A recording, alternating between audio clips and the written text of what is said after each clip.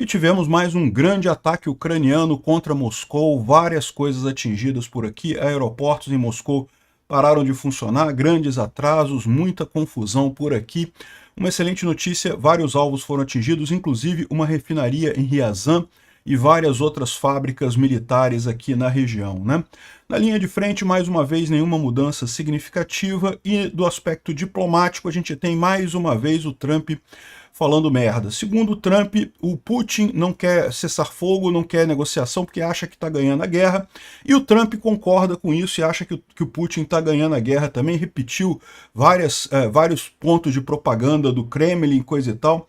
Essa é a posição do Trump, né? Então, eu acho ótimo, o Trump está saindo fora, como eu falei para vocês. O primeiro passo é esse mesmo, é o Trump desistir de chegar em negociação de paz. O próximo passo é convencer ele a ajudar a Ucrânia, que é o que vai acontecer muito em breve pelas forças das circunstâncias, né? Vamos falar sobre esses e outros assuntos em detalhes. Essas notícias foram sugeridas por Note KGB, quando o Frei Chico ganhou no Irmão Salão e várias outras pessoas. Obrigado aí ao pessoal que sugeriu notícias lá no nosso site, no wrevolving.com, e obrigado a você que está assistindo o nosso vídeo. Se você gosta do nosso conteúdo, por favor, deixe o seu like e se inscreva aqui no canal, né? Pois bem, de ontem para hoje, a Rússia lançou 129 drones, mísseis e vários tipos de drones contra a Ucrânia.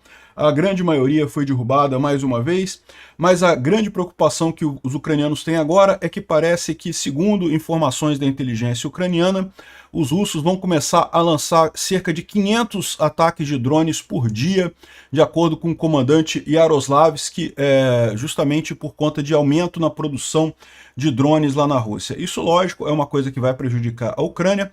Esses ataques diários de drones causam poucos danos, mas causam danos, né? Por mais que sejam pequenos, isso é problemático para a Ucrânia.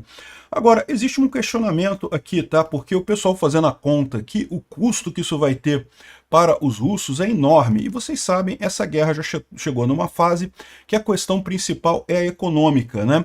Os russos estão com cada vez mais dificuldade econômica, pode ser que esse tipo de esforço que eles estão fazendo agora resulte em piora na situação deles, ao invés de melhora, né?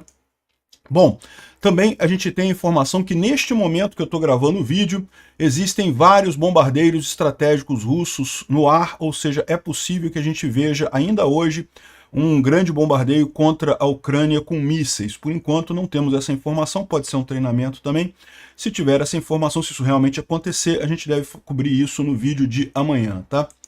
Bom, agora, ontem também aconteceu um grande ataque ucraniano, tanto contra aqui a região de Moscou, mas também aqui na Crimeia. Vocês podem ver uma grande quantidade de drones ucranianos em direção a Moscou aqui, várias coisas atingidas. Aqui a gente tem informação aqui de várias pessoas, né, vários russos que gravaram esses drones. Então deu para ouvir os drones em Oriol, Briansk, Kursk, Moscou, Vladimir, Ryazan, Belgorod, Tula, Kaluga, Lipetsk, enfim, um monte de lugares ali, né? Segundo o Ministério da Defesa russo, eles derrubaram 105 drones, derrubaram todos os drones, não teve nada atingido, mas a gente sabe que teve coisa atingida, tá? Então tá aqui, aqui mais imagens dos drones atingindo coisas aqui, ó. Durante a noite, os drones ucranianos atingiram fábricas militares e industriais em 2 locais, Moscou e Tula, de acordo com o Centro de Comunicações, né? Então o vídeo mostra que teve explosão em Tula e outros lugares, então teve coisas atingidas. Moscou e Tula são justamente essas regiões aqui, Tula é aqui, e Moscou é aqui, então teve coisa atingida nessas duas regiões, né? Em Moscou foi atingida a planta de defesa Basalt, que produz bombas aéreas, então lá na região de Moscou foi atingida essa outra fábrica por ali, né? Também existem reportes de que drones atingiram a refinaria de Ryazan Oblast, essa outra região aqui, e a refinaria que tem aqui teria sido atingida também pelos drones ucranianos. A gente não tem imagens disso, mas essa é a informação que a gente tem, né? Bom, os aeroportos de Moscou foram todos fechados, como é padrão, a operação Carpete deles lá. E aqui, ó, botaram limites de decolagem, pouso, e depois fecharam todos os aeroportos. Confusão grande nos voos por lá, teve vários atrasos e cancelamentos nos aeroportos lá de Moscou, né? E também teve, como eu falei, ataques na Crimeia ocupada, destruindo principalmente sistemas de defesa antiaéreo, né? Os ucranianos estão investindo em alguma coisa ali, tá? Muita defesa antiaérea sendo destruída na região da Crimeia, e a Rússia não está conseguindo reforçar a defesa antiaérea ali, na verdade está com dificuldade de reparar as perdas, segundo os estrategistas ucranianos aqui nessa reportagem, né? Bom, além desse ataque com drones enorme, também os ucranianos fizeram um ataque com HIMARS na 385ª Brigada de Artilharia ali na região de Severodonetsk, e 6 soldados russos foram mortos e foi destruído aqui o centro de logística aqui dessa brigada, né? Bom, a gente tem a informação de que os ucranianos atingiram o carro do Nikolai Volobuyev, que é chefe da segurança no distrito de Kursk. Ele teria ferimento na perna e no braço, está no hospital, segundo o pessoal, mas vai sobreviver, não foi um ferimento mortal, né? Isso lembra a gente de outros ferimentos que teve recentemente, a gente vai falar mais sobre isso, sobre o plano ucraniano de transformar o GUR numa espécie de Mossad para atingir os inimigos ucranianos no mundo todo, né? A gente falou sobre isso ontem, teve um ativo russo na Ucrânia que foi morto em Madrid. Ele era... algumas pessoas no Ocidente estão pintando ele como... Não, que ele era opositor do Zelensky. Não, ele não era opositor do Zelensky, ele era um traidor da Ucrânia. Ele era pró-russo. Pró-russo não é opositor. O pró-russo é traidor da pátria, né? Enfim, existe oposição ao Zelensky na Ucrânia. Tem vários políticos que são oposição ao Zelensky. Mas todos são pró-Ucrânia, evidentemente. Como é que você vai ser ucraniano e ser pró-Rússia? Não existe isso. O cara é traidor, né? E foi eliminado. A gente vai falar mais sobre isso no final do vídeo. Bom, aqui a gente tem a informação de que o ataque que foi feito ontem, lembra que eu falei que ontem os ucranianos também fizeram um ataque na região de Oriol. Oriol é aqui. Oriol, Oblast de Oriol, e atingiram essa unidade de... essa planta de semicondutores, né? Então dá para ver aqui que foi bem destruída a planta, destruiu bastante coisa da produção ali, realmente conseguiu afetar bastante a fábrica lá, né? Então ótima notícia isso, o ataque foi um sucesso ali em Oriol. Bom, falando sobre a linha de frente, mais uma vez não teve nenhuma grande mudança na linha de frente, agora existe uma pressão muito grande dos russos, tá? Neste momento os russos estão indo para tudo ou nada, querendo avançar, realmente é aquilo que eu falo para vocês, a Rússia está desesperada, o Putin sabe que não consegue manter essa guerra por muito tempo e está desesperado tentando alguma coisa, né? Então mandaram um monte de gente com motocicleta para avançar, e embora a maior parte das pessoas tenha sido mortas, conseguiram avançar algumas coisas, tá? Mas isso daqui é falso, tá? Aqui os russos estão dizendo que com esse carro aqui, ó, que eles chegaram em Dnipro, né? Existe um ponto aqui da linha de frente que está próximo do Oblast de Dnipro. Aqui, ó, esse ponto aqui, ó, tá vendo? Esse aqui é Dnipro, tá? Dnipro não tem nenhuma parte do Oblast de Dnipro tomada pelos russos. Mas os russos estão perto aqui, ó. Tem aqui, nesse ponto aqui, eles estão perto da fronteira com Dnipro. E aí eles botaram esse negócio aqui, ó, que é essa imagem, que eles teriam avançado com uma caminhonete sobre o arame farpado e perderam a caminhonete porque ela ficou presa no arame farpado, mas conseguiram mostrar a bandeira russa em Dnipro. O único detalhe é que esse arame farpado fica aqui na cidade de Troitsk. Aqui, ó, ou seja, não chegaram na fronteira de forma alguma, não conseguiram chegar nem a Troitsk ainda, tá? Tem muita coisa para os russos chegarem ainda na fronteira de Dnipro, né? E mesmo que cheguem não vai fazer diferença nenhuma, como eu falei para vocês, nesse ritmo que os russos estão avançando, para eles conseguirem tomar o Donetsk inteiro apenas, vai levar 40 anos, quanto mais tomar outras coisas da Ucrânia, é absolutamente inútil essa movimentação russa toda, né? Aqui, ó, tá aqui o pessoal falando que os russos dizem que chegaram em Dnipro, na região de Dnipropetrovsk, mas é falso porque aquela foto que foi compartilhada na verdade, ali na região de Troitsk, né, como eu expliquei para vocês. Os russos achavam que esse arame farpado era a fronteira de Dnipro. Não, o arame farpado fica bem antes. Para que vai botar arame farpado na divisa do Oblast, né? Não tem lógica isso, né? Bom, e uma outra coisa que chamou atenção foi que as forças russas conseguiram pegar um grupo avançado ucraniano que estava aqui pertinho de Briansk, tá? Os ucranianos estavam nessa posição aqui e foram pegos, é verdade, né? Mas, de qualquer forma, se tem esse grupo aqui nessa região, é porque tem outros grupos ucranianos aqui. A Ucrânia está invadindo bem fundo aqui em Briansk. Não sabemos quais são os planos ucranianos aqui, mas isso pode muito bem ser uma forma de grupo avançado indo nessa direção, né? Vamos ver o que vai acontecer nesse caso aqui, mas que tem planos ucranianos por aqui, tem. Será que a Ucrânia vai invadir Briansk? Não seria estranho, como eu falei para vocês, devido à natureza da linha de frente na Ucrânia, é muito mais útil uma linha de frente grande para a Ucrânia do que para a Rússia, né? Porque a Ucrânia está na parte de dentro, então ela tem mais facilidade logística de manter a linha de frente grande. Então é interesse da Ucrânia expandir a linha de frente nessa guerra. Quanto mais linha de frente tiver, melhor.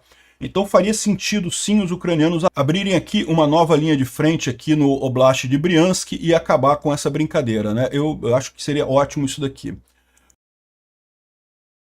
Bom, falando sobre o Instituto para Estudo da Guerra, ele fala sobre a visita que o Putin fez no Oblast de Kursk, mas de novo, lá longe, né, não chegou nem perto da linha de frente, todo medroso o Putin, e de qualquer forma nenhuma novidade nisso daqui, né? A novidade que a gente teve foram diplomáticas por parte dos Estados Unidos. Então, o Marco Rubio disse que os Estados Unidos não podem mais resolver todos os problemas do mundo, disse o Rubio. E ninguém está pedindo que os Estados Unidos resolvam todos os problemas do mundo.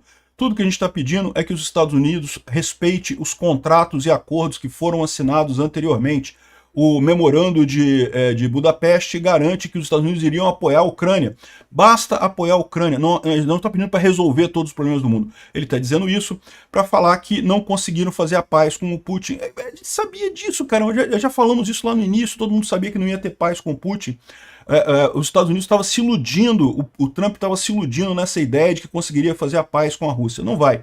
Eu acho que isso daqui também tem o dedo do Marco Rubio de dizer que também não vai resolver o problema de Israel e do Hamas, e a verdade é essa. Ninguém está querendo que os Estados Unidos resolva todos os problemas do mundo.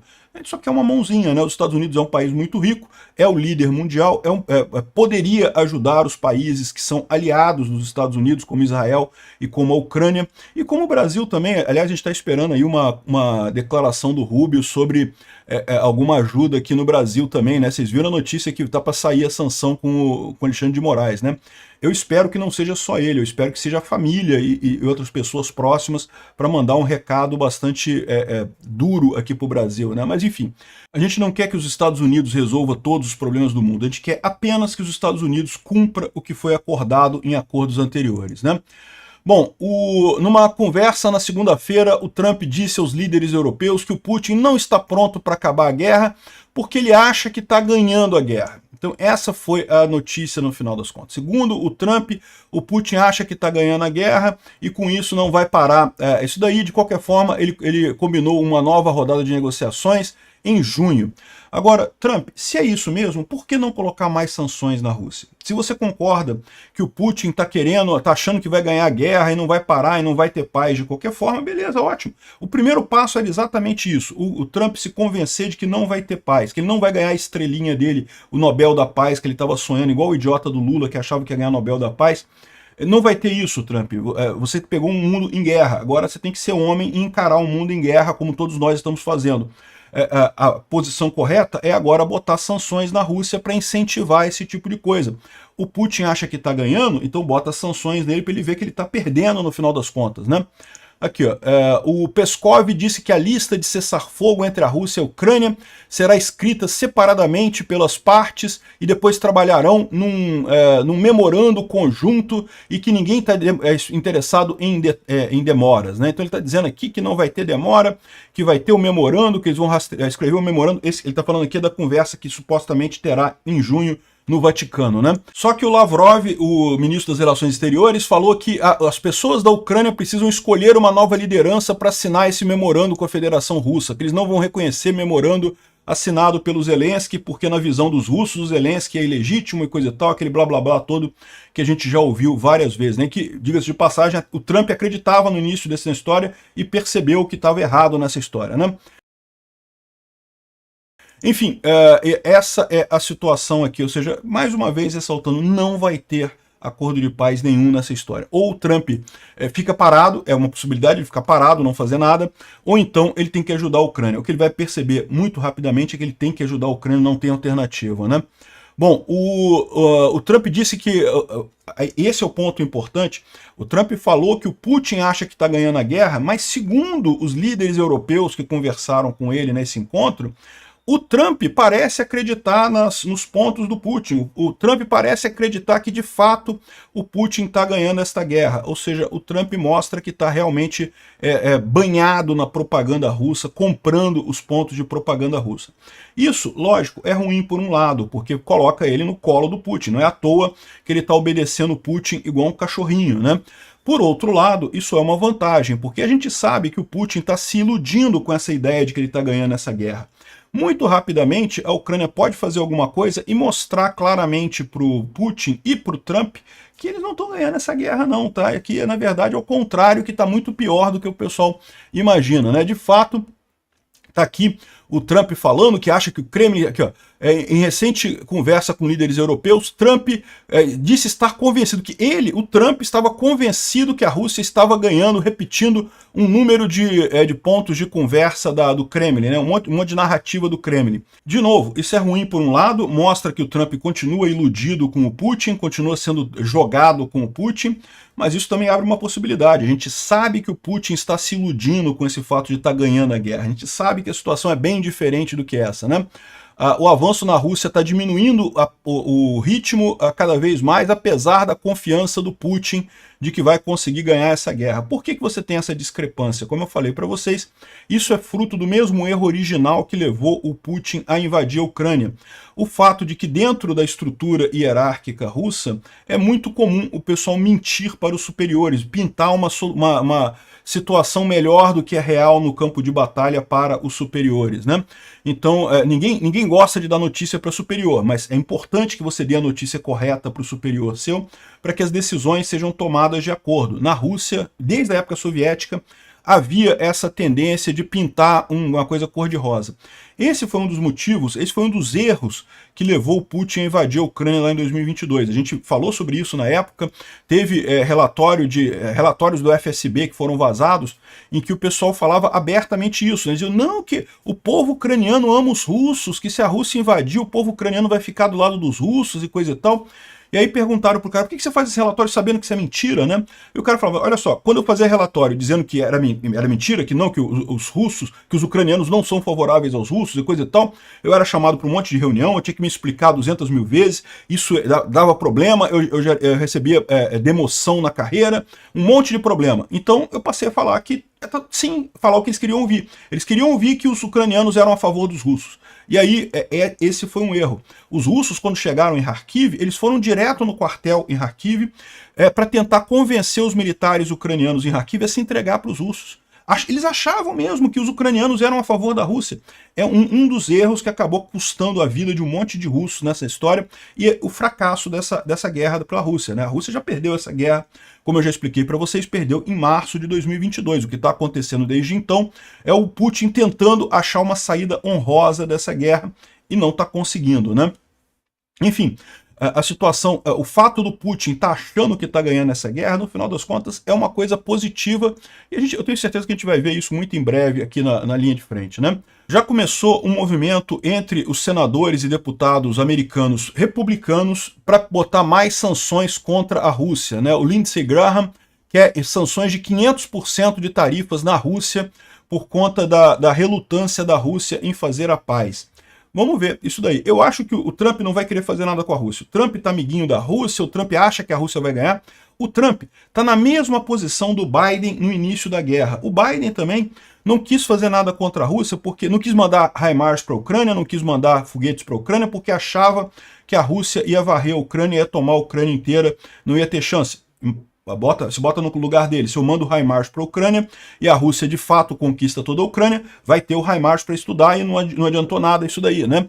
Então o Trump está na mesma situação do Biden no início dessa guerra de não acreditar na Ucrânia. Rapidamente a Ucrânia desprovou o Biden e começou a vir ajuda para a Ucrânia, é o que a Ucrânia vai ter que fazer agora de novo. Eu tenho certeza que as sanções vão acabar acontecendo no tempo correto, né? Ninguém na Ucrânia espera paz em 24 horas ou em 100 dias. A gente está acostumado a viver perto da Rússia, é o que disse a Anne Applebaum, é uma autora famosa ucraniana, esquerdista pra cacete, mas é uma autora famosa ucraniana, e ela teve num fórum em Lviv e perguntou isso para 200 jornalistas ucranianos se haveria cessar-fogo em Istambul, e todo mundo falou que não ia ter. Todo mundo sabe, é o que eu tenho falado para vocês também, todo mundo sabe que não vai ter cessar-fogo, né? Bom, e por outro lado, a gente tem também a vantagem da Europa, que está aumentando a ajuda. A Alemanha disse que o G7 concordaram, os chefes do G7 concordaram em aumentar e continuar o apoio à Ucrânia, né? E também querem mais sanções contra a Rússia da Europa. Acho excelente isso, o caminho correto é esse. Se o Trump está vacilando, se o Trump está caindo pelas tabelas, a Europa pode muito bem ser a próxima potência mundial, pode assumir esse papel. Essa história do Marco Rubio de dizer que os Estados Unidos não pode resolver todos os problemas do mundo, nunca pôde. Mas os Estados Unidos sempre foi o líder do mundo, né? Os Estados Unidos podia estar colocando a posição de líder, ajudando o lado certo, né?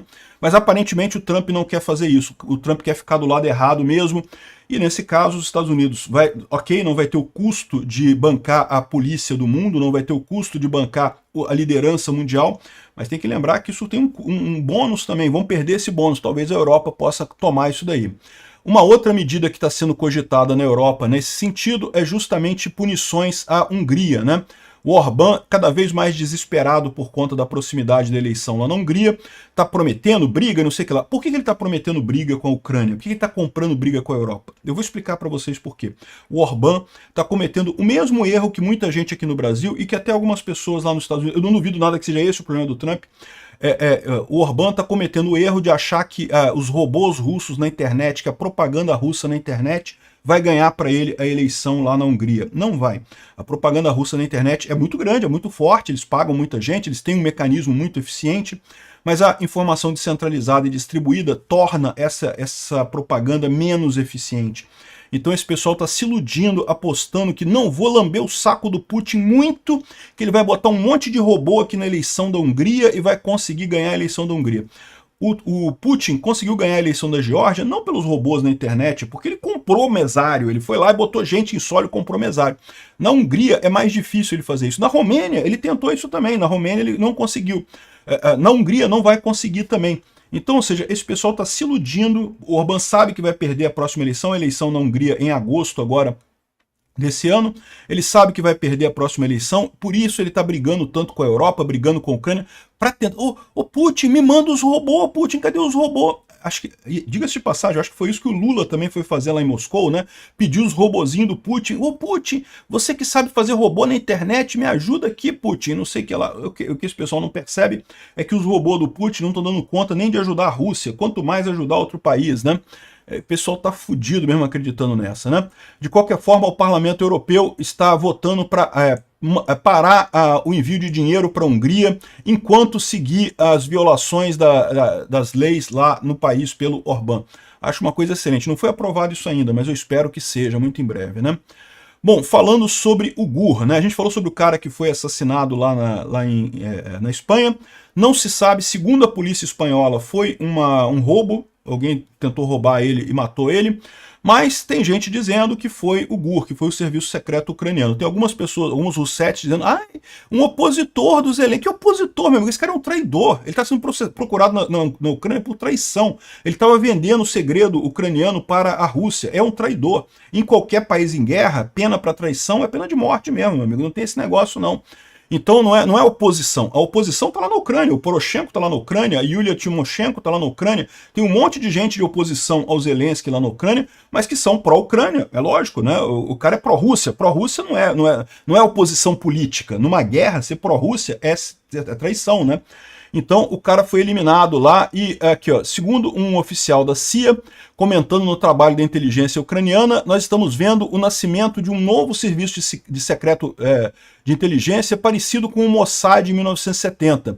Ou seja, Israel fez exatamente isso. Israel sabe que tem muitos inimigos no mundo e que por mais que busque justiça, não consegue a justiça pelos meios normais. Então vamos fazer a justiça pelo nosso serviço secreto. A gente faz aqui uns grupinhos que vão resolver problemas aí de caçar esses criminosos de guerra russos no mundo todo, né?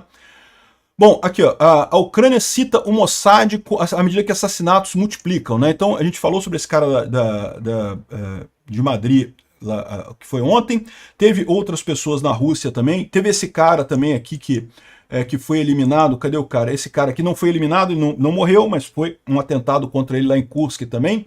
E a mensagem é isso daí, né? O pessoal ucraniano está mesmo fazendo isso, está montando um serviço, o GUR, que é o serviço secreto ucraniano, está preparando equipes para fazer exatamente isso no mundo todo, né?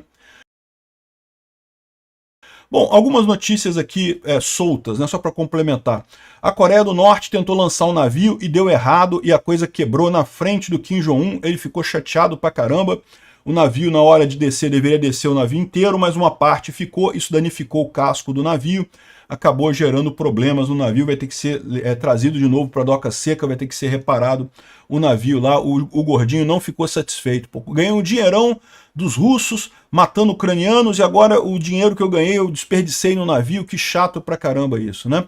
E a outra informação curiosa é aquele whistleblower do FBI, né, o delator do FBI.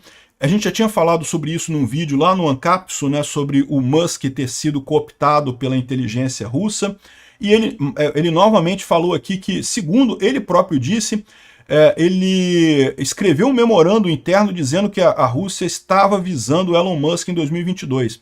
Então, qual que foi a história? O Elon Musk ajudou a Ucrânia no início da guerra, e ajudou muito mesmo, e ele era pró-Ucrânia, ele fez vários tweets pró-Ucrânia e coisa e tal.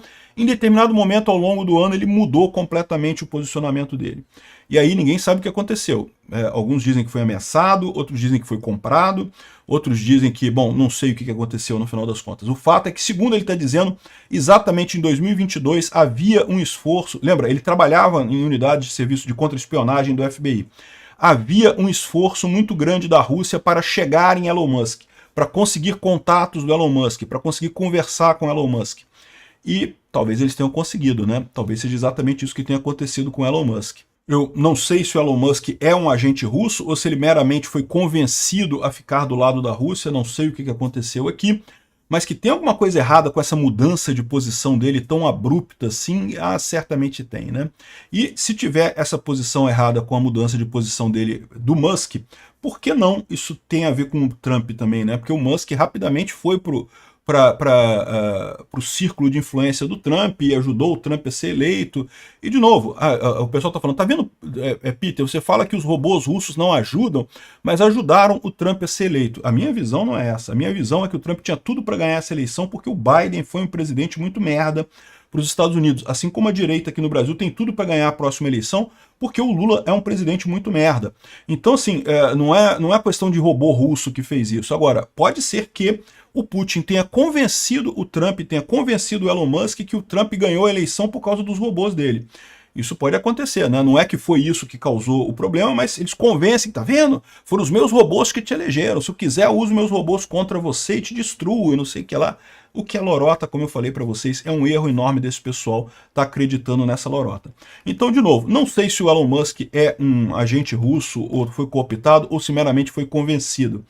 Mas eu acho que vale a pena estudar esse troço que o cara levantou aqui. Obrigado por assistir o vídeo até o final. Se gostou do conteúdo, não esqueça de deixar o seu like, isso ajuda o canal a crescer e a chegar para mais gente. Se não gostou, deixe o dislike e explique nos comentários como podemos melhorar. Comente também sugestões de temas que podemos trazer por aqui. Comentários insultuosos ou defendendo ditaduras e criminosos de guerra serão sumariamente bloqueados. Agradeço a compreensão. Se ainda não é inscrito no canal, considere se inscrever clicando no botão inscrever-se abaixo e marcando a campainha para todos os avisos.